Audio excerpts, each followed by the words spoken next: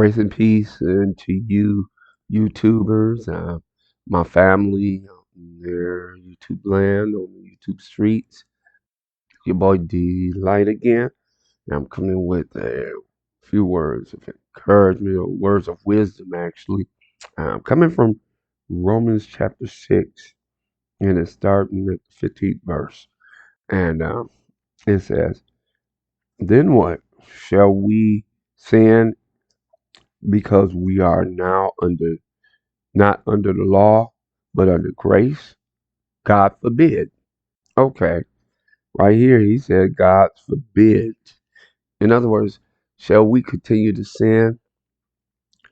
And just because now we're under, grace since we've been redeemed by the blood of Jesus through the cross, and the bloodshed you know, um, was done for us to buy us back.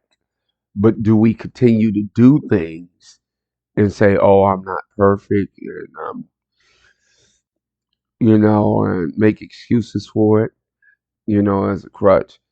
Right here, he said, "God forbid." In other words, when we bought with the price and we're saved by grace, doesn't mean for us to keep going out and doing every and anything that we want to do, because God gives us instructions what to do when we save and to seek him. You remember when he says in Romans 12, I beseech ye therefore, my brothers, by the mercies of God, that you present your bodies a living sacrifice, holy and acceptable unto God, which is your reasonable service. So in other words, he's telling us what to do right there. And even in Second Chronicles 7:14, when he tells us what was that? He said, my people, which are called by my name, will humble themselves and pray. Seek my face and turn from your wicked ways.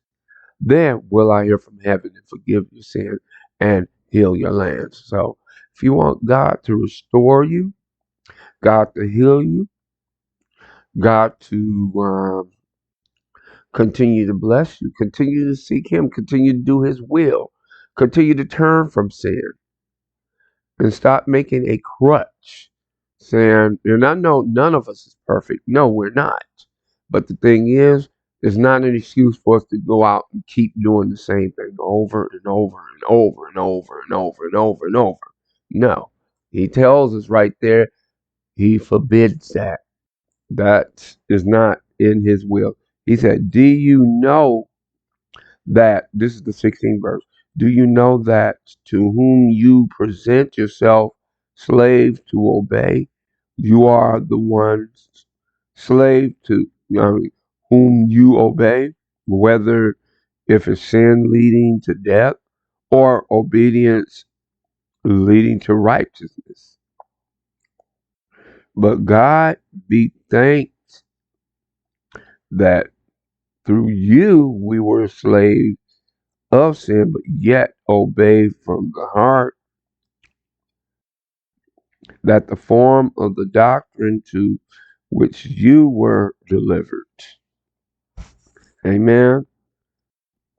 And have been set free from sin, ye became slaves to righteousness. So the thing is, now we're free. He freed us from sin. He freed us from bondage. He freed us from, you know, all guilt and shame. Now we don't have to go back to that. In other words, moving on. Go to the next step. Get in a relationship with Christ. Establishing your walk. Loving on God and loving on each other. Loving your brother. Because that's another thing right there. We got to love each other with the agape love, the unconditional love that God shows us when he gave his only begotten son on the cross. Amen. So with that being said, it's your boy D. Make it a great day or not. The choice is still yours. So let's make it a great day. Till we meet again, God bless you. I love you. And peace.